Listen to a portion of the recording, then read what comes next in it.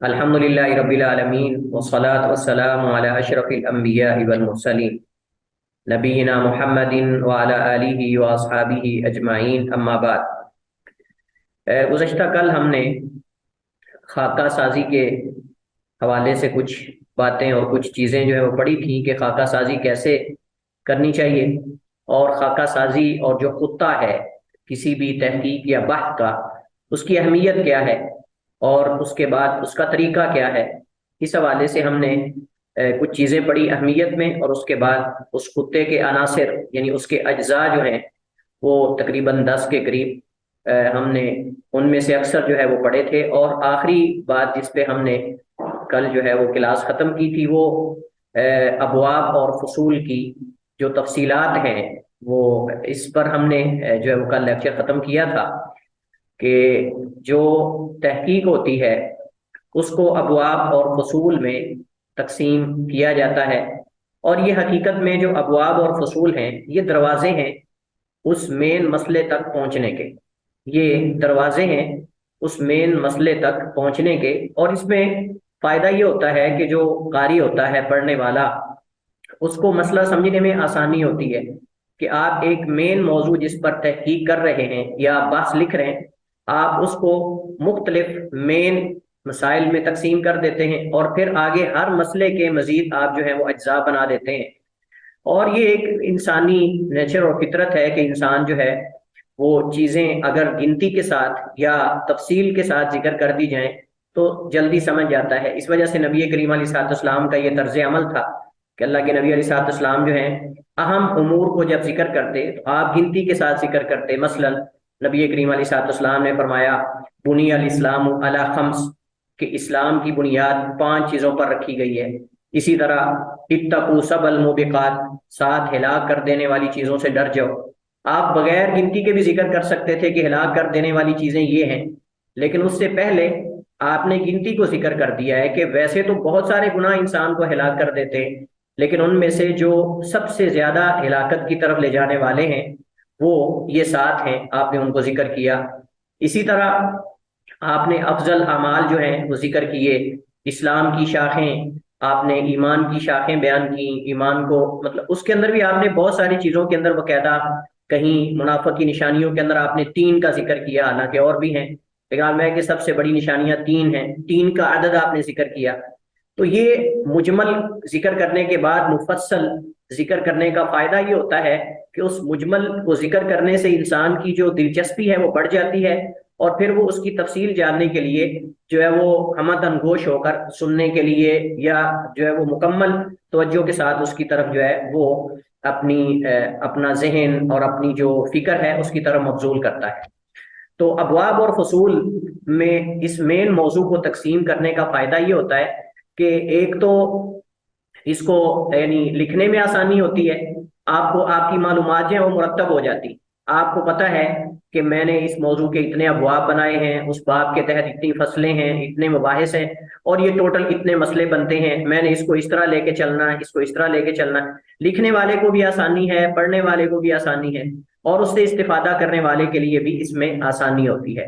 لیکن ایک بات ذہن میں رہے کہ جب آپ کوئی خاکہ پیش کرتے ہیں یا خطہ پیش کرتے ہیں تو لکھنے کے دوران اس میں تبدیلی کی گنجائش ہوتی ہے، اس میں تبدیلی کی گنجائش ہوتی ہے کہ آپ جب تک آپ کی مقررہ مدت پوری نہیں ہو جاتی آپ اس میں تبدیلی کر سکتے ہیں۔ لیکن ایک بات ذہن میں رہے کہ جو تبدیلی ہوتی ہے یہ ابواب اور فصول میں ہو سکتی ہے، مین موضوع میں نہیں ہو سکتی۔ مثلا آپ نے تحقیقی موضوع پیش کیا کسی ڈپارٹمنٹ میں، وہ شعبہ اسلامیات کے متعلق ہو یا کہیں بھی ہے، اب وہ کمیٹی نے پاس کر دیا، پاس ہونے کے بعد آپ نے لکھنا شروع کر دیا، اب آپ مین موضوع نہیں بدل سکتے، مین موضوع آپ کا وہی رہے گا۔ ویسے تو پاکستان کے اندر سب کچھ ہی ہو جاتا ہے، لیکن ہم اصولوں کی بات کر رہے ہیں، ہم اصولوں کی بات کر رہے ہیں، وگرنہ آپ جانتے ہیں کہ یونیورسٹیز کے اندر بہت کچھ ہوتا ہے، ویسے تو سارا کچھ لوگ کر لیتے ہیں، لیکن ہم جو ایک رولز ہیں یا اصول ہیں ہم ان کی بات کر رہے ہیں۔ تو ان کے مطابق آپ مین جو عنوان ہے یعنی ٹائٹل، اس کو آپ چینج نہیں کر سکتے، لیکن نیچے جو خاکہ سازی ہے اس میں آپ تبدیلی کر سکتے ہیں۔ مثلا آپ نے اپنے موضوع کو جو ہے وہ 3 ابواب میں تقسیم کیا، لیکن آپ کو بعد میں پتا چلا اچھا کہ اس میں 4 باب بننے چاہیے تھے، مزید آسانی ہو جائے گی اور مطلب کہ لکھنے میں سمجھنے میں، تو آپ اس کو بعد میں درخواست لکھ کر یا جیسے بھی ہے آپ اس کو چینج کروا سکتے ہیں، اس میں تبدیلی کر سکتے ہیں۔ مثلا آپ نے ایک فصل کے اندر 4 بحثیں لکھی ہیں اور آپ کو لگ رہا ہے کہ 4 نہیں 3 ہونی چاہیے، 2 ہونی چاہیے، اگر 3 بناتے ہیں تو کچھ آپ کے لکھنے آپ اچھا ضرورت اس کی کیوں پڑتی ہے؟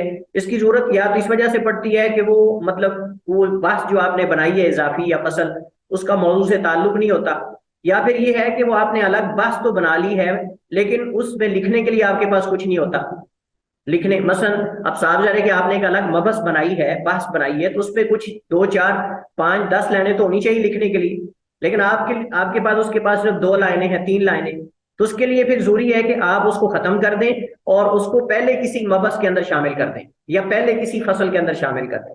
اگر آپ کو لگ رہا ہے کہ الگ اس کی فصل نہیں بن سکتی یا الگ اس کی مبحث نہیں بن سکتی، تو آپ اس کو پہلے مباحث میں سے کسی کے ضمن میں شامل کر دیں، اس کو ختم کروا دیں۔ اور ہوتا ہے ایسے کیونکہ جب آغاز میں انسان خاکہ سازی کر کے پیش کرتا ہے نا، اس وقت جلد بازی میں ہوتا ہے، انسان کہتا ہے بس جلدی سے میرا موضوع جو ہے وہ مطلب وہ لکھ دیا جائے اور شمار ہو جائے، اس کو مطلب ایک کاروائی ہو جائے، تو اس کے بعد پھر کرتے رہیں گے۔ اور یا پھر یہ ہوتا ہے کہ انسان نے خود وہ موضوع نہیں تیار کیا ہوتا، کسی دوسرے کے بتانے سے وہ جلدی سے تیار کر کے پیش کر دیتا ہے، لیکن بعد میں جب عملی طور پہ لکھنے لگتا ہے تو پھر مشکلات ہوتی ہیں۔ اصل آپ نے خاکہ تو جلدی سے پیش کر دیا، اس وجہ سے میں کہتا ہوں کہ جب آپ نے کوئی خاکہ پیش کرنا ہے، موضوع پیش کرنا ہے، تو اس سے پہلے اچھے خاصے مصادر کا مطالعہ کریں، کتابوں کا مطالعہ کریں اور اس پر کوشش کریں آپ مواد کو جمع بھی ساتھ ساتھ کرتے جائیں، مواد کو جمع کرتے جائیں۔ مثلا اس کا طریقہ کیا میں آپ کو بتاتا ہوں۔ میں نے جب اپنے یعنی اپنے مقالے کا میں نے جب خاکہ مطلب بنانا چاہا تو میں نے کئی کتابوں کا مطالعہ کیا، کئی مصادر اور مراجع میں نے دیکھے۔ میں نے کیا کیا، میں نے جیسے خاکہ بنانا تھا میں نے اس طرح فائلز بنا لی، مطلب ان کی فائلیں بنا لی میں نے۔ پہلی فصل میں جو عنوان میں نے دیا تھا اس کی الگ میں نے فائل بنا لی، ورڈ فائل، اس کے بعد دوسری فصل کی، باب کی، پھر فصل کی۔ پھر میں نے کیا کہ جب میں تحقیق کر رہا تھا یا میں مصادر کو دیکھ رہا تھا مراجع کو، تو جو میرے موضوع سے متعلق چیز مجھے ملتی تھی شاملہ سے یا کہیں سے بھی، میں جلدی سے کاپی کر کے اس کو وہاں رکھ لیتا تھا اس فائل میں۔ پھر اگلی کسی مبحث کے بارے میں مجھے کہیں سے کوئی چیز ملی ہے، مثلا انٹرنیٹ سے ملی ہے یا کسی کتاب سے یا کہیں سے، میں پوری اٹھا کے چپ کر کے وہ فائل میں رکھ دیتا تھا۔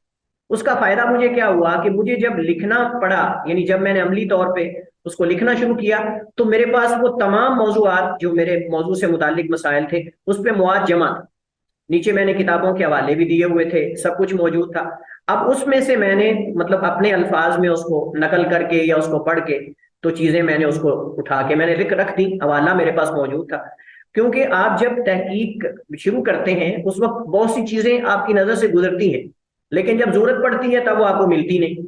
اس وجہ سے آپ اپنے موضوع سے متعلق، ہم نے شروع میں بھی یہ بات پڑھی تھی کہ آپ معمولی بھی اگر کوئی آپ کو معلومات ملی ہیں تو آپ اس کو ضائع نہ کریں، اس کو کہیں سیو کر لیں، اس کا لنک کہیں سیو کر لیں، یا اس کو کاپی کر کے کہیں آپ کسی فائل میں الگ فولڈرز بنا لیں آپ اس کے الگ الگ، اور ان میں آپ ان چیزوں کو جو ہے وہ رکھ لیں، کیونکہ جب آپ لکھنے لگیں گے تو آپ کو یہ چیزیں نہیں ملیں گی، تو اس وجہ سے ان کو پہلے سے آپ یہ چیزیں ذہن میں رکھیں۔ تو بہرحال ہم یہ بات کر رہے تھے کہ بسا اوقات آدمی خاکہ سازی کے اندر کچھ مزید مبحث یا بحثیں اور مزید جو ہے وہ فصلیں بنا لیتا ہے، لیکن جب لکھنے لگتا ہے تو اس وقت پتہ چلتا ہے کہ یہ تو الگ لکھنے کے لیے کچھ ہے ہی نہیں اس کے پاس، تو اب وہ کیا کریں، اب وہ دوبارہ درخواست لکھ کر جو ہے اس میں یہ مطلب چینجنگ کی، تبدیلی کی، تو تبدیلی کروا لیں۔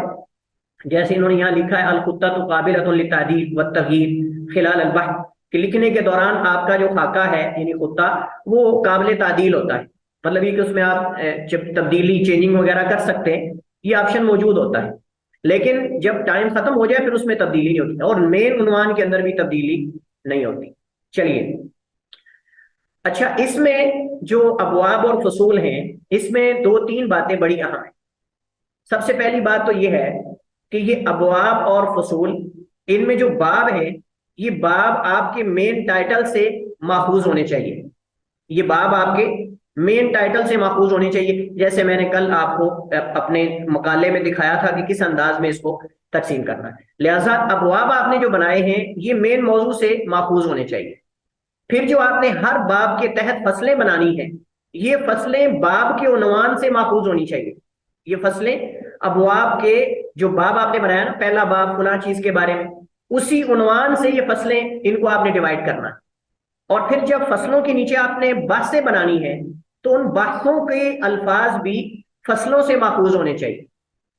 یہ نہیں ہے کہ آپ جو ابواب تقسیم کر رہے ہیں اپنے تحقیق کے، ان کا تعلق ہی نہ ہو مین عنوان کے ساتھ، یا مثلا آپ نے جو فصلیں بنائی ہیں ان کا باب سے کوئی تعلق نہ ہو۔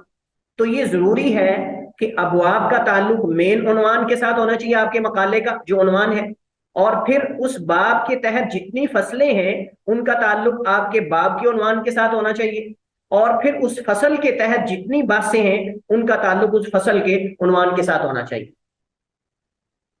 اور یہ آپ صرف مقالے کے اندر نہیں، کوئی کتاب بھی لکھتے ہیں تو اس کے اندر بھی یہی طریقہ ہے۔ یہ مثلا میرا موضوع ہے، اس میں ہم چلتے ہیں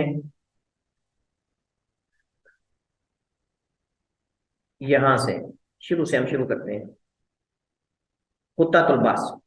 چلیے یہاں سے، یہ مطلب قسمت البحث الى مقدمة وبابين وخاتمة وتشتمل على اهمية البحث وسبب اختياره والمنهج الذي سرت عليه خلال بحثي وخطة البحث، التمهيد في بيان مفردات عنوان البحث، تعریف اسم کنیہ وغیرہ وغیرہ۔ یہاں سے اصل میرا مقالہ یہاں سے شروع ہو رہا ہے۔ الباب الاول، پہلا باب۔ ہم نے باب کا عنوان یہ رکھا تھا کہ عقیدے کی وہ بحثیں جن کا تعلق ناموں سے، کنیت سے اور القاب سے، ایسے ہی ہے۔ اب تین جز ہم نے کہا، تین جز ہیں، تو ہم دیکھیں گے کہ کیا ان تینوں کے مسائل برابر ہیں، یا تسمیہ کے اور کنیت اور القاب کے دونوں کے اس کے برابر ہیں۔ اگر دونوں کے تو ہم اس کا الگ ایک باب بنائیں گے، دو نہیں، اور اس کا ایک الگ باب بنائیں گے۔ چلیے، تو اصل مین عنوان سے ہی میں نے اٹھا کر باب بنا دیا، المباحث العقدیہ المتعلقہ بالتسمیہ۔ اگلی میں نے دو چیزیں چھوڑ دی، الکنا والالقاب، تو تسمیہ سے ایک باب بن گیا۔ اس وجہ سے میں کہہ رہا ہوں کہ ابواب جو ہیں یہ مین عنوان سے ماخوذ ہونے چاہیے، یہ بات ذہن میں رہے۔ لیکن افسوس ہے کہ بہت سارے لکھاری اور جو تحقیق کرنے والے ان چیزوں سے واقف ہی نہیں۔ بلکہ میں یہ اگر کہوں، ہمارے پاکستان کی یونیورسٹیز کے اندر، یہ میں کوئی تنقید نہیں کر رہا لیکن میں صحیح بات کر رہا ہوں، بہت سارے پڑھانے والوں کو بھی یہ پتہ نہیں ہوتا، کئی پڑھانے والوں کو یہ پتہ نہیں ہوتا کہ خطہ کیسے بنانا، خاکہ سازی کیسے کرنی۔ تو یعنی جو اس لیول پہ پڑھاتے ہیں، کیونکہ ان میں سے کئی ایسے ہوتے ہیں جنہوں نے دوسروں سے کام کروایا ہوتا ہے، خود کیا ہی نہیں ہوتا، تو کیا ہو تو بتاؤ۔ اور اگر جو ایک سال کلاس پڑھنی ہوتی ہے اس کلاس کے اندر بھی نہیں حاضر ہوتے، وہ بھی بس کبھی ایک آدھی دفعہ چلا گیا اور بس حاضری لگوا دی ہے، جیسے بھی ہے وہ نگران سے رابطہ ہوتا ہے، بس ٹھیک ہے، کام چلتا رہتا ہے۔ بہرحال اس وجہ سے ہمارے ایک استاد تھے حافظ ثناء اللہ مدنی رحمہ اللہ تعالیٰ، فوت ہو گئے۔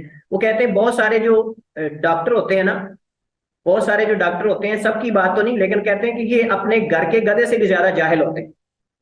الدکتور اجہل من حمار اہلی، الدکتور اجہل من حمار اہلی، کہ یعنی جب انسان اس لیول پہ پہنچتا ہے نا تو وہ سمجھتا ہے کہ بس اب میں علم سے بالا تھا، اب مجھے مطالعے کی، مزید پڑھنے کی ضرورت نہیں ہے، اب میں تو چونکہ ڈاکٹر بن گیا ہوں تو اب مجھے تو ان چیزوں کی ضرورت ہی نہیں رہی۔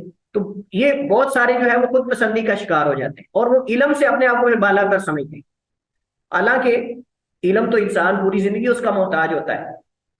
چلیے برابر، تو ہم نے اس کا ایک حصہ لیا اور اس کو ہم نے ایک باب بنا دیا۔ اب آپ دیکھتے جائیں کہ اس باب کے نیچے جو فصلیں بنائیں گے اس فصل کا بھی تعلق باب سے ہوگا، باب کا مین عنوان سے ہونا چاہیے، اور باب کے تحت جو فصلیں ہیں ان کا تعلق باب سے ہونا چاہیے۔ مثلا ہم نے کہا المباحث العقدیہ متعلقہ بالتسمیہ، ہم نے پہلی فصل بنائی المباحث العقدیہ متعلقہ بالتسمیۃ عموماً، عمومی ناموں کے حوالے سے، جیسے اللہ کے نام، نبی کے نام، روڈوں کے نام، ہاسپٹلوں کے نام مثلا وغیرہ وغیرہ، یہ عمومی ہے، یہ ساری باتیں اس کے نیچے آ رہی۔ اس کے بعد دوسری فصل یہاں سے المباحث العقدیہ متعلقہ بالتسمیۃ المولود، بچوں کے ناموں کے حوالے سے عقیدے کے مسائل، ٹھیک ہے۔ اس کے نیچے پھر بچوں کے کئی مسائل ہیں، آپ جانتے ہیں افضل نام کون سے ہیں، اور اس کے بعد نبیوں کے نام پر نام رکھنا، صحابہ کے نام پر نام رکھنا، اچھے جن کے اچھے معنی ہوں وہ نام رکھنا۔ تو ہم بات کر رہے تھے کہ باب کا تعلق مین عنوان سے ہونا چاہیے، اور فصل کا تعلق باب سے ہونا چاہیے، اور مبحث کا تعلق فصل سے ہونا چاہیے۔ تو پہلے تھا عام ناموں کے حوالے سے، اس کے بعد بچوں کے نام، اور آپ جانتے ہیں بچوں کے ناموں کے بھی آگے کئی مسائل ہیں، افضل نام کون سے ہیں، پھر آگے انبیاء کے نام پہ نام رکھنا، صحابہ کے نام پہ نام رکھنا، اچھے الفاظ جو اچھے معنی پر مشتمل ہو ان کے مطابق نام رکھنا جن میں اچھا تفاعل ہو، فعال اچھا فعال لینا. اس طرح پھر یہ ایک موضوع ہے. اس کے بعد برے نام، حرام نام، مکروہ نام، شرکیہ نام، شیطان کے نام پر نام رکھنا، فرشتوں کے نام پر نام رکھنا، فرعونوں کے نام پہ، جبابرہ کے نام پہ، جس میں تزکیہ ہو، جس میں اپنی تعریف ہو، مثلا جس میں کوئی گندا معنی ہو، غلیظ معنی ہو، کبھی الفاظ وغیرہ وغیرہ. مطلب یہ سارے مسائل ہیں. اس کے بعد پہلا باب ہو گیا. اس کے بعد کنیت اور القاب کے مسائل. اب دیکھیں اس کو بھی فصلوں میں اسی کو ہم لیں گے. اب مثلا کنیت اور القاب یہ باب ہے، ہم اس کو 2 فصلوں میں تقسیم کر لیں.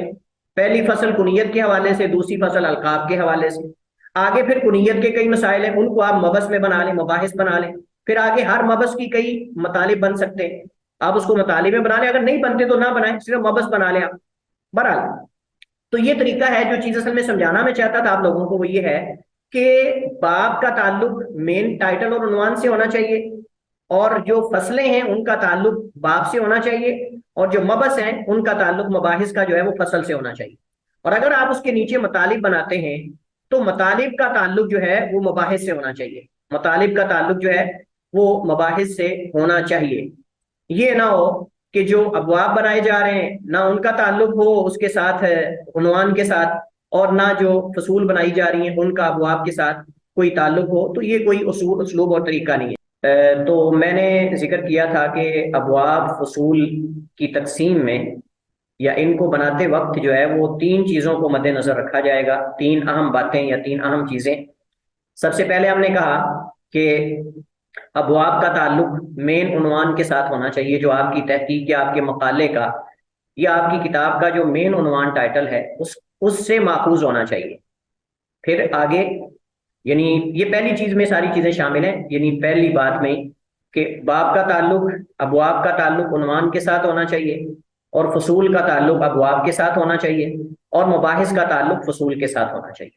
ٹھیک ہے جی، امید ہے انشاءاللہ یہ چیز کلیئر ہو. دوسری چیز اس حوالے سے جو دوسری بات ہے وہ یہ ہے کہ ان ابواب اور ان فصول کے اندر وسعت ہونی چاہیے. ان کا جو دائرہ کار ہے وہ وسیع ہونا چاہیے، تاکہ آپ ان کو آگے مزید ابواب ہیں تو فصول میں تقسیم کر سکیں، اور اگر فصلیں ہیں تو ان کو مباحث اور مطالب میں تقسیم کر سکیں. جس قدر آپ کی یہ چیزیں زیادہ تقسیم ہوں گی اس قدر آپ کو لکھنے میں آسانی ہوگی، اور آپ کی جو تحقیق ہے وہ جو مطلوبہ اس کے صفحات ہیں ان پر بھی مشتمل ہوگی. کیونکہ اگر آپ ان کو مثلا صرف ابواب بنا لیتے ہیں، فصلیں نہیں بناتے، پھر بھی مسئلہ ہے. اور اگر آپ صرف فصلیں بنا کے اس کی مباحث نہیں بناتے تو پھر بھی مسئلہ ہے. لہٰذا دوسری بات جو اہم ہے فصول اور ابواب اور فصول میں جس کو مد نظر رکھنا چاہیے وہ یہ ہے کہ ان میں وسعت ہونی چاہیے. اس قدر وسعت ہو کہ ابواب میں مزید فصلیں بن سکیں اور فصلوں میں مزید مباحث بن سکیں، اور اگر مباحث کے اندر بھی وسعت ہے تو ان کے مطالب بن سکیں. تو یہ اس مناسبت سے میں نے ذکر کیا کہ ایک تو ان کا ربط ایک دوسرے سے ہونا چاہیے، ایک دوسرے سے ماخوذ ہو، دوسرا ان میں وسعت. تیسری چیز کیا ہے؟ تیسری چیز جو ابواب اور فصول میں مد نظر رکھنی چاہیے یا شرط آپ کہہ سکتے ہیں وہ یہ ہے کہ جو موضوع یا مین ٹائٹل عنوان سے ذہن میں پیدا ہونے والے سوالات ہیں یہ ابواب اور فصلیں ان کا جواب ہونا چاہیے. ٹھیک ہے، یہ وہی سوالات اور ان کے جوابات پر مشتمل ہونی چاہیے. یہ نہ ہو کہ ایک بندہ جو ہے قاری وہ آپ کا تحقیق کا موضوع پڑھتا ہے، مثلا فلاں فلاں موضوع ہے، اس کے ذہن میں سوالات پیدا ہوتے ہیں، اچھا یہ فلاں موضوع کے بارے میں، اچھا اس میں فلاں چیز پہ بحث کرے گا، فلاں چیز پہ بحث کرے گا محقق فلاں چیز پہ. لیکن جب اندر کھولتا ہے تو نہ باب میں وہ سوالات ملتے ہیں، نہ فصلوں میں وہ سوالات ملتے ہیں، نہ آگے مباحث میں وہ سوالات کے جواب ملتے ہیں، نہ سوال ملتے ہیں نہ جواب ملتے ہیں. لہٰذا ان ابواب اور ان فصول اور ان مباحث میں قاری کے ذہن میں پیدا ہونے والے آپ کے عنوان اور ٹائٹل سے جو سوالات ہیں وہ ہونے چاہیے اور ان کے جوابات ہونے چاہیے. یہ اصل میں ان پہ 3 چیزیں جو ہیں وہ ضروری ہیں. اس کے بعد ہمارے پاس ہے 11ویں چیز فہرست، یعنی ان کو فہارست بھی کہتے ہیں، فہرستیں، مصادر اور مراجع. تو مصادر اور مراجع جو ہیں، دیکھیے مصادر اصل مصادر ہوتے ہیں اور مراجع جو ضمنی ہوتے ہیں. مطلب مصادر 2 طرح کے ہیں، ایک اصلی ہیں ایک فرعی ہیں. اصلی کا مطلب یہ ہے کہ جو اصل بنیادی ہر فن کے اندر کتابیں جن پر اعتماد کیا جاتا ہے، اور فری کا مطلب مراجع، یعنی ان اصل کتابوں سے جو ماخوذ ہیں لکھی گئی کتابیں، یعنی آپ اگر ان کی طرف رجوع کریں تو کافی نہیں، ضروری ہے کہ آپ اصل کی طرف رجوع کریں، ان سے چیزیں نوٹ کر کے آپ اصل کی طرف جائیں۔ تو لہٰذا مراجع جو ہوتے ہیں وہ اصل مصادر سے ہی ماخوذ ہوتے ہیں، لیکن ایک اس میں آپ کو تھوڑی معلومات مرتب مل جاتی ہیں، جبکہ جو اصل مصادر ہوتے ہیں ان میں بسا اوقات معلومات مرتب نہیں ہوتی، جبکہ مراجع کے اندر انہوں نے اپنے انداز میں تھوڑا مرتب کر کے لکھا ہوتا ہے۔ تو مصادر اصل ہوتے ہیں اور مراجع فرع ہوتی ہیں، ٹھیک ہے۔ اب آپ نے جب ترتیب لگانی ہے تو ہمارے صاحب زرے کے اردو کے اندر یہ مسئلہ ہے کہ ہم کئی ایک مصادر اور مراجع سے فائدہ اٹھاتے ہیں۔ ہمارے ہاں مثلا اردو کتابوں سے بھی استفادہ کیا جاتا ہے، عربی سے بھی کیا جاتا ہے، انگلش سے بھی کیا جاتا ہے، فارسی سے بھی کیا جاتا ہے، کئی زبانوں میں کتابوں سے۔ لہٰذا اگر آپ نے ایک سے زائد کتابوں سے استفادہ کیا ہے تو آپ ان کی فہرستیں بھی اسی اعتبار سے بنائیں، آپ ان کی فہرست بھی اسی اعتبار سے بنائیں کہ سب سے پہلے مثلا آپ عربی کے مصادر مراجع ذکر کریں، پھر اردو کے، پھر فارسی کے، پھر جو ہے وہ انگلش کے، جو بھی آپ نے جن سے استفادہ کیا ہے۔ اور ضروری ہے کہ ان کی فہرست بناتے ہوئے حروف تاجی کو مد نظر رکھا جائے، حروف تاجی کو۔ مثلا حروف تاجی کیا ہے؟ الف با تا سا، اس طرح کر کے، یعنی آپ کو اس ترتیب سے ان کو حروف، آپ نے دیکھا ہوگا اکثر جو کتابیں مثلا موضوعات جو ہیں حروف تاجی کے اعتبار سے ترتیب دیے جاتے ہیں، جیسے نام ہے۔ اب تراجم کی کتابیں جو ہیں ان کے اندر جو طریقہ متقدمین ہے وہ تھوڑا طریقہ متاخرین سے مختلف ہے۔ تو آپ اگر اس میں راوی کا نام تلاش کرنا چاہتے ہیں، مثلا کسی راوی کا یا کسی امام یا محدث کا، تو آپ اس کے نام کے حروف کو دیکھیں گے، اچھا اس کا آغاز کہاں سے ہو رہا ہے۔ مثلا الف والے کو الف کے اندر، با والے کو با کے اندر، مثلا انس ہے تو انس کو آپ الف کے اندر دیکھیں گے، پہلے کے اندر ہی انس کے اندر مثلا، لیکن الف کے بعد نون کے اندر جائیں گے آپ مثلا۔ تو فہرست جب بناتے ہیں مصادر مراجع کی، تو اگر ایک سے زائد زبانوں کی کتابوں سے آپ نے استفادہ کیا ہے تو آپ ان کی زبانوں کے اعتبار سے فہرست بنائیں، اور اگر ایک ہی زبان میں ہے تو پھر آپ اس کی ایک ہی فہرست بنائیں گے۔ لہٰذا مثلا آپ کہیں گے جی عربی کتابوں کی فہرست، عربی مصادر مراجع کی فہرست، اردو مصادر مراجع کی فہرست، فارسی مصادر مراجع کی فہرست مثلا، یا آگے اگر انگلش میں ہے تو آپ ان کی فہرست بنائیں۔ تو اس انداز پھر آگے ان کو حروف تاجی کے اعتبار سے آپ نے ترتیب دینا الف با تا سا، اور انگلش میں جب آپ بنائیں گے تو انگلش میں اے بی سی کے حساب سے ہوگا، صاف ظاہر ہے، کیونکہ اس کے اندر تو الف با تا سا نہیں چلتا، اس کے اندر اے بی سی کے حساب سے آپ سب سے پہلے اے والے جو نام ہیں کتابوں کے مصنف کے وہ، پھر بی والے، اس طرح کر کے آپ اس کو ترتیب دیں گے۔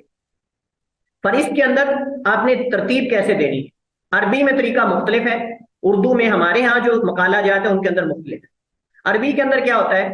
عربی کے اندر سب سے پہلے کتاب کا نام ہوتا ہے، کتاب کے بعد مصنف کا نام، اور مصنف کے بعد محقق کا نام، محقق کے بعد جو مطلب جس نے اس کا طبع کتنا ہے، ایڈیشن کون سا ہے، پہلا ہے، دوسرا ہے، تیسرا، چوتھا ہے، اور اس کا جو سن ہے، جس سن میں وہ کتاب شائع ہوئی ہے وہ سن، اور اس کے بعد آگے اس کے جو نشر کرنے والا ہے اس کا نام لکھا جاتا ہے، ٹھیک ہے۔ لیکن ہمارے ہاں جو مقالہ جات ہیں اردو میں تھوڑے مختلف ہیں، اس کے اندر کتاب کے عنوان کی بجائے سب سے پہلے مصنف کا نام آتا ہے، سب سے پہلے مصنف کا نام آتا ہے، کیا مصنف کا نام لکھیں، پھر اس کی کتاب کا نام لکھیں، کتاب کا جو پورا نام ہے وہ لکھیں، پھر مترجم کا نام اگر وہ کتاب مترجم ہے تو، اگر کتاب مترجم نہیں ہے، اصل کتاب ہے مثلا ہے ہی اردو میں، وہ اصل عربی یا کسی دوسری زبان سے ماخوذ نہیں، تو پھر آپ جو ہے اسی کا نام لکھ دیں، مترجم کا نام لکھیں، اور اگر وہ عربی سے مترجم ہے اردو میں تو پھر آپ ساتھ مترجم کا بھی نام لکھیں کہ فلاں اس کا مترجم ہے، اور اس کے بعد پھر آپ جو ہے وہ ناشر کا نام لکھیں، ناشر کا مطلب جو جس نے پبلش کیا ہے اس کو، یعنی جو کمپلیکس جس سے یہاں سے شائع ہوتا ہے وہاں سے اس کا نام لکھیں آپ، یعنی پھر جہاں سے شائع ہوا ہے، لاہور ہے، اسلام آباد ہے، کراچی ہے، اور اگر بیروت کا طبع ہے تو آپ لکھیں طبع بیروت، یا طبع مثلا فلاں دار العالم الفوائد، دار الفلان، دار الفلان، اس کا نام لکھ دیں آپ، اور پھر اس کا ایڈیشن کا طبع نمبر اور اس کا سن۔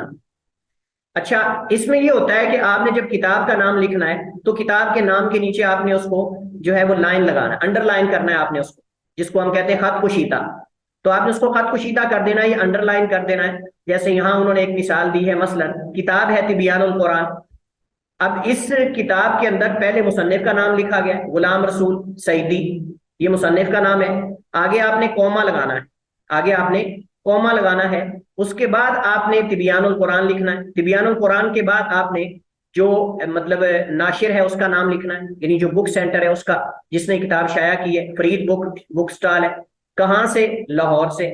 آگے تا سے مراد تبا ہے، تا سے مراد تبا ہے، یہ رمز ہے اصل میں تبا کی. تو آپ تا لکھ دیں مثلا 7واں تبا ہے یا کتنا، کس سال میں ہوا؟ 2000 فلاں. ٹھیک ہے، تو یہ طریقہ کار ہے.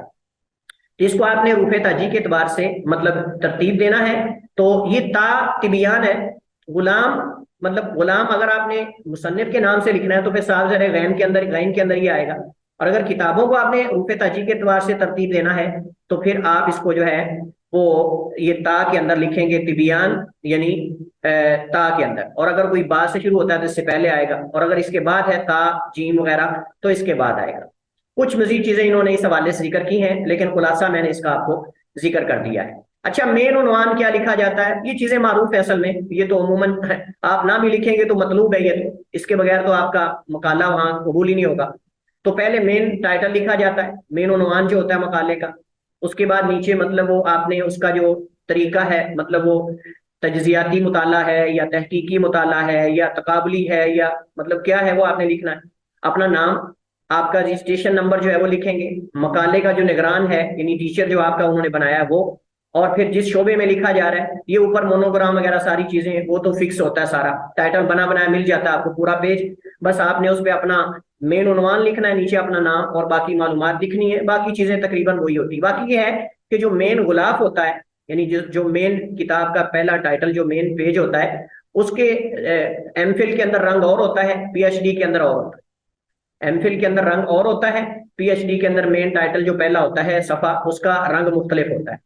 ہمارے یہاں وہاں جو مطلب سعودی یونیورسٹیز ہیں وہاں تو جو ایم فل ہے اس کا رنگ جو ہے وہ ہوتا ہے گرین ہوتا ہے، اور دوسرے کا جو ہے وہ گولڈن ہوتا ہے یا تھوڑا مطلب وائٹ ہوتا ہے. اور باقی جو نیچے ہیں ان کا مختلف ہوتا ہے یونیورسٹیز کے حساب سے. لیکن یہاں مجھے اتنا زیادہ علم نہیں کہ یہاں مطلب مختلف جو مراحل ہیں ان میں کیا انہوں نے چیزیں رکھی ہیں، لیکن انہوں نے یہاں آگے ساری تفصیل جو ہے وہ لکھی ہے. اچھا، انہوں نے ہمارے سامنے ایک خاکہ لکھا ہے کہ آپ نے مطلب خاکہ سازی کیسے کرنی ہے. تو یہ انہوں نے ایک اس کا خاکہ بنایا ہے کہ آپ اس کو مطلب لے کر فل کر سکتے ہیں. حمد و ثنا کے بعد موضوع کا تعارف ہے، اس میں آپ عمومی جملے لکھیں، مطلب عمومی موضوع کا مین جو موضوع ہے. مثلا آپ اگر تفسیر میں لکھ رہے ہیں تو آپ پہلے تفسیر کے بارے میں کچھ لکھیں. اور خصوصی پہلو کا مطلب یہ ہے کہ پھر تفسیر میں آپ جس موضوع پہ لکھ رہے ہیں اس موضوع کی تھوڑا آپ اس کے بارے میں ٹچ دیں، اس کے بارے میں کچھ اہم باتیں لکھیں.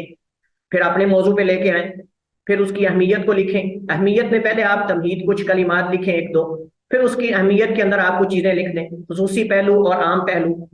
اور اس کے بعد اسباب اختیار موضوع، آپ نے موضوع کیوں اختیار کیا اس میں سالزر ہے، پہلے آپ نے ایک دو لائنوں میں تمہید لکھنی ہے. تمہید کا مطلب بنیادی کلمات، تعارفی پیرا اس کو کہتے ہیں. اس کے بعد اسباب لکھیں آپ، 4 ہیں 5 ہیں 3 ہیں جتنے اسباب ہیں.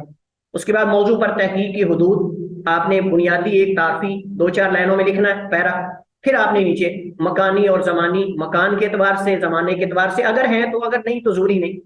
اہداف تحقیق، آپ نے اہداف لکھنے ہیں، پہلا ہدف دوسرا تیسرا جتنے بھی ہیں آپ نے اس کو لکھنا ہے. سابقہ کاموں کا جائزہ، اس پہ ہم کل بات کر چکے ہیں کہ 1 2 3 4 کر کے آپ کتابوں کے نام لکھیں، تحقیقات مقالہ جات، اور ان پہ اپنا تبصرہ لکھیں، ان کی اچھائیوں کو بھی ذکر کریں، اور ان پر اگر تنقید کرنی ہے تو اچھے انداز میں تنقید کریں، تحقیر کے انداز میں تنقید جو ہے وہ نہ کریں.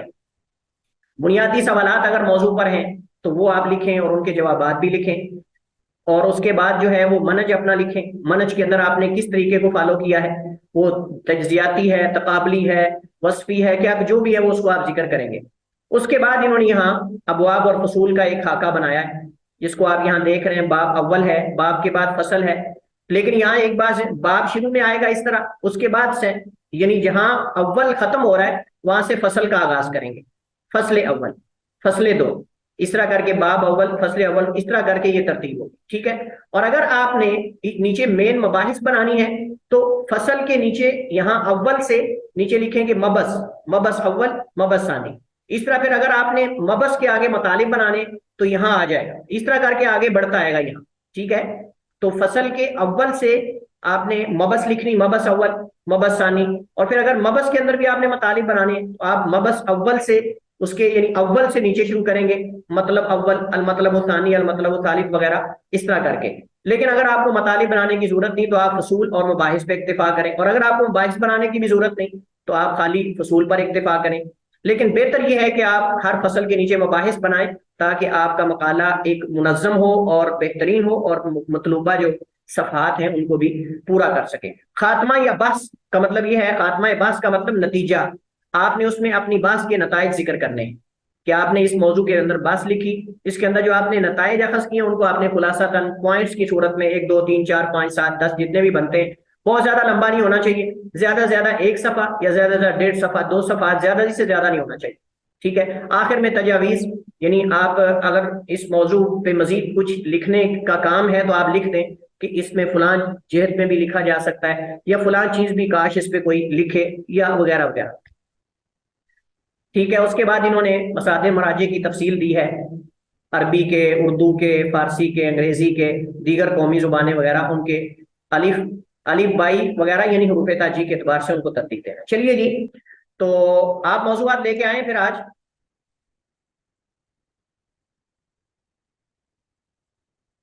استاد محترم، میرا موضوع ہے معاشرے میں پھیلتا الحاد، اس کے اسباب اور روک تھام۔ آپ اس کو یہاں لکھیں، ذرا میٹنگ چیٹ میں لکھیں۔ چلیے جی، انہوں نے عنوان دیا ہے معاشرے میں پھیلتا الحاد اور اس کے اسباب اور روک تھام۔ چلیے، یہ موضوع ہے آفشین کا۔ اچھا آپ بتائیے صباحت، اس موضوع میں کتنے باب بن سکتے ہیں؟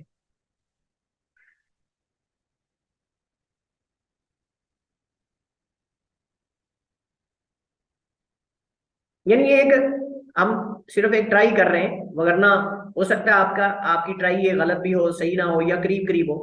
آپ نے ذہن میں پہلے دیکھنا ہے اچھا اس کے اندر کتنے اسے ذکر ہوئے ہیں، کتنے پہلوؤں کو ذکر کیا گیا الہاد کے۔ اس کے بعد اس کو اگر ہم مطلب آخری 2 پہلو ایک بنائیں باب، یا الگ الگ تینوں باب بنائیں، کیا ہو سکتا ہے؟ ہاں استاد محترم، میرے خیال میں 5 باب بنائے جا سکتے ہیں۔ کیسے؟ ایک منٹ، ان کا موضوع ہے معاشرے الحاد، میں پھیلتا الحاد اور اس کے اسباب اور جی، روک تھام۔ پھر 3 بنیں گے، ایک یہ کہ اس 3 کے پھر اس کے اسباب کی کس ریزنز جو ہیں، اور پھر جو ہے وہ ان ریزنز پہ جو ہے اس کی روک تھام کیسے کی جا سکتی ہے، ٹھیک ہے اور پھر ہیڈنگز بنائیں گے۔ ٹھیک ہے، یعنی آپ یہ کہہ رہے ہیں کہ اس کے ہم 3 ابواب بنا سکتے ہیں۔ پہلا باب جو ہے جی وہ معاشرے میں جو الحاد پھیل رہا ہے وہ آپ کہہ رہے ہیں ایسے ہی، جی اور جی پھر اس کے اسباب آپ یہ جی کہہ سکتے ہیں کہ آپ الحاد مطلب اس کے نقصانات آپ کہہ سکتے ہیں، معاشرے پہ جی الحاد کے نقصانات آپ پھیلنے کے نہ کہیں، معاشرے میں الحاد کے نقصانات یا اثرات، ان کے اسباب اور روک تھام، مطلب اس طرح کر لیں آپ۔ پھر آپ سب سے پہلے اس کے اثرات لکھیں، اثرات کو بھی آگے پھر تقسیم کیا جا سکتا ہے، مثلا آپ اس کو اگر فصول میں کریں، عقیدے پر، اخلاقیات پر، معاشرے پر، معیشت پر، وغیرہ وغیرہ۔ میں آپ کو صرف یہ اس وجہ سے یہ چیزیں بتا رہا ہوں کہ آپ تھوڑا ذہن کو کھولیں کہ کس طرح موضوع بنتے ہیں۔ دیکھیں کوئی بھی موضوع آپ لے کے آئیں گے نا تو میں آپ اس کو الحمدللہ بتاؤں گا کہ اس کو ہم اس انداز میں کر سکتے ہیں۔ تو یہ ہوتا ہے کہ جب جس قدر مطالعہ آپ زیادہ کریں گے نا اس قدر آپ موضوع میں سے چیزیں نکال سکتے ہیں۔ تو ہم اگر یہ بناتے ہیں مثلا معاشرے میں یعنی الحاد کے اثرات، ان کے اسباب، اس کے اسباب پھیلنے کے اور روک تھام مثلا، تو آپ اس کو سب سے پہلے اثرات کو لیں۔ اب اثرات ایک باب بن سکتا ہے، ٹھیک ہے، بن سکتا ہے۔ آپ اس کے اندر ایک تمہید بھی بنا سکتے ہیں، تمہید کے اندر آپ الحاد کی تعریف وغیرہ اور اس کی بنیادی اصطلاحات کے حوالے سے چیزیں ذکر کر دیں۔ اس کے بعد آپ پہلے باب کے اندر الحاد کے اثرات لکھیں، اثرات کو آپ باب کو فصلوں میں بنا لیں، مثلا آپ 3 فصلیں بنا لیں، مثلا اگر آپ کو لگتا ہے کہ 4 یا سے زیادہ نہیں بن سکتی تو آپ 3 بنا لیں، مثلا عقیدے پر آپ کہہ لیں، عقیدے پر، اخلاقیات پر، علوم پر آپ بنا لیں، اس طرح معاشرے پر، معیشت پر، یا آپ 2 3 کو اکٹھا کر لیں۔ اگر آپ کو لگتا ہے کہ ایک مثلا معیشت پر الگ ایک مستقل بحث نہیں بن سکتی تو آپ پچھلی مباحث میں سے کسی کے ساتھ اس کو جوڑ دیں اور اس کو اس کے اندر درج کر دیں، ٹھیک ہے۔ اس سے ہماری جو باب ہے وہ مین عنوان سے ہم نے لکھا، ٹھیک ہے۔ آگے چلے جائیں، اسباب، ٹھیک ہے، اس کے پھیلنے کے اسباب۔ اب آپ کو یاد ہے کہ ہم نے پڑھا تھا کہ پھیلنے کے اسباب بھی کئی ہو سکتے ہیں، ایک عالمی ہے، ایک عام ہے، خاص ہے، معرفی ہے، شخصی ہے، مطلب کئی بن سکتے ہیں، آپ ان کو بھی اس حساب سے ڈیوائڈ کر لیں۔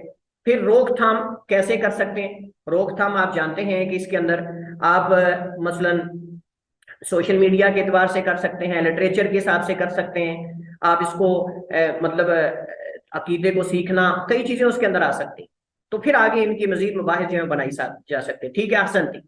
اگلا موضوع ہے عمرے کے دوران پیش آنے والے مسائل اور ان کا شرعی حل۔ عمرے کے دوران پیش آنے والے مسائل اور ان کا شرعی حل، یہ عنوان ہے جی، راشد مقصود صاحب نے لکھا ہے۔ تو آپ بتائیے اسما، آپ بتائیے کہ اس کو ہم کتنے باب بنا سکتے ہیں اس کے؟ عمرے کے دوران پیش آنے والے مسائل اور ان کا شرعی حل، یہ ایک عنوان انہوں نے بنایا، اس کے کتنے باب بن سکتے ہیں؟ پہلے تو آپ یہ دیکھیں۔ سر 3 بنیں گے، پہلے مسائل بتائے، نہیں 2 بنیں گے، پہلے مسائل بیان کیے جائیں گے اور پھر ان کا حل بیان کیا جائے گا۔ 2 باب بنیں گے، پہلے مسائل آپ ذکر کر دیں جو حجاج کرام کو یا زوار کو وہاں مسائل پیش آتے ہیں، اور پھر ان کا شرعی حل۔ ٹھیک ہے، اچھا یہ ٹھیک ہے، احسن تھی، 2 ہو گئے، 2 باب اس کو بنا لیں۔ آگے پھر مسائل کے آپ فصول بنا لیں، فصلیں بنا لیں، اور پھر مثلا ارکان کے حوالے سے، واجبات کے حوالے سے، مستحبات کے حوالے سے، یا آپ اس کو اس سے زیادہ بھی بنا سکتے ہیں۔ مثلا آپ عمرے کے ارکان واجبات کے حوالے سے اور مقدس مقامات اور زیارتوں کے حوالے سے مثلا، یا آپ اس کو آگے بھی کئی اس کے بنا سکتے ہیں۔ ٹھیک ہے، احسن تھی۔ اور کیا موضوعات ہیں جی ہمارے پاس؟ لبرلزم۔ لبرلزم ہم نے کہا تھا کہ موضوع ایک جملہ نہیں ہونا چاہیے، یعنی ایک کلمہ نہیں ہونا چاہیے، آپ کو یاد ہے، آپ کو یاد ہے کہ ہم نے کہا تھا موضوع ایک جملہ نہیں بن سکتا، یعنی ایک لفظ نہیں بن سکتا، موضوع مقالے کا ایک پورا جملہ ہونا چاہیے۔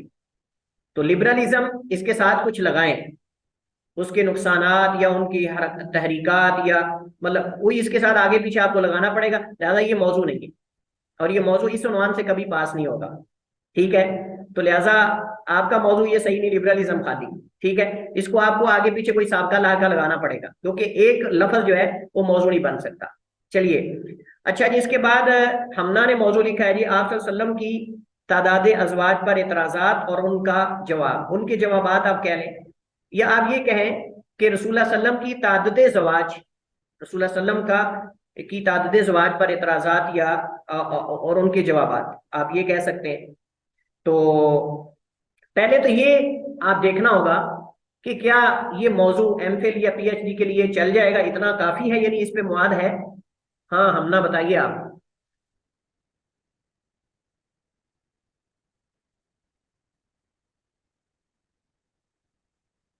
موضوع لکھ کے کہاں گئی؟ السلام علیکم ورحمۃ اللہ وبرکاتہ سر۔ موضوع آپ نے لکھا ہے تو ہمارے ساتھ رہیں، اپنے موضوع کا دفاع بھی کرنا ہے، آپ نے پاس کروانا ہے، تو ایسے تو نہیں ہوگا۔ اب یہ بتائیے کہ کیا اس پہ اتنا مواد ہے کہ M Phil P H D کا مقالہ بن سکے؟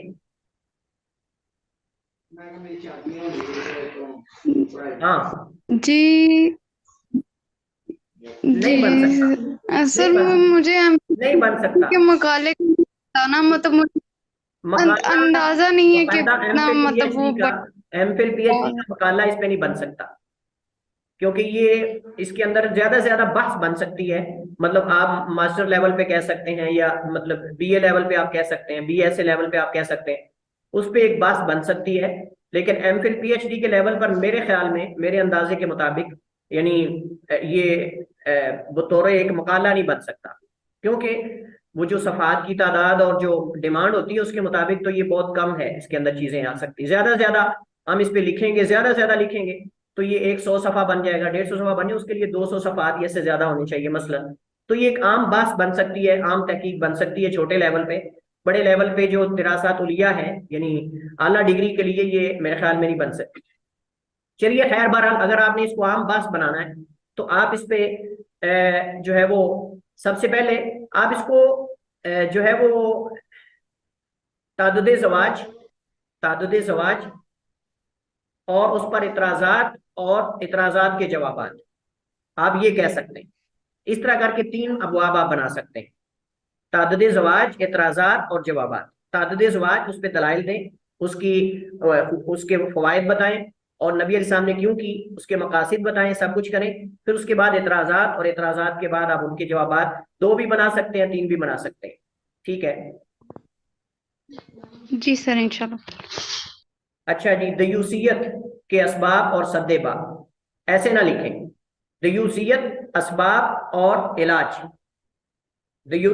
دیوسیت اسباب اور علاج، سد باب نہیں، علاج لکھ لیں. دیکھیں موضوع جاذبیت ہونی چاہیے، اس کے اندر جاذبیت ہونی چاہیے. ایسے رقیق الفاظ نہ لے کے آئیں کہ جو تھوڑے مطلب بورنگ والے ہوں. آپ دیوسیت اسباب اور علاج اس طرح کر لیں. ٹھیک ہے، تو اس انداز سے ٹھیک ہے. کتنے اس کے آپ ابواب بنا سکتے ہیں؟ سر یہ ابواب ہے، ایک تو اسباب بنیں گے، لیکن اس میں مزید فصول ہم یہ لے لیں گے کہ اسباب میں معاشرتی اسباب ہیں، معاشی اسباب ہیں، اور دین سے دوری کے اسباب نہیں، ہیں. آپ اس میں کتنے ابواب بنا سکتے ہیں؟ تو بنیادی طور پہ تو 2 ہی احسن 3 بنیں احسن گے. تھا. ایک تو دیوسیت ہے. اس میں دو باب بن سکتے ہیں، اس سے زیادہ نہیں بن سکتے. اس میں 2 باب بن سکتے ہیں، آگے پھر اس کی فصلیں آپ مزید بنا سکتے ہیں. ٹھیک ہے. چلیے، بہرحال ایک مقصد تھا کہ آپ لوگوں کے اندر دلچسپی پیدا کرنا اس حوالے سے، اور ایک مطلب آپ سمجھ لیں کہ طریقہ بتانا کہ کس طرح مین موضوع سے آگے جو ہے وہ مطالب اور یہ ابواب اور فصول اور یہ چیزیں بنائی جاتی ہیں. کلاس کا ٹائم ہمارا ختم ہو چکا ہے، اوپر جا رہا ہے، تو ختم کرتے ہیں ہم کلاس. واللہ تعالی عالم. السلام علیکم ورحمۃ اللہ وبرکاتہ.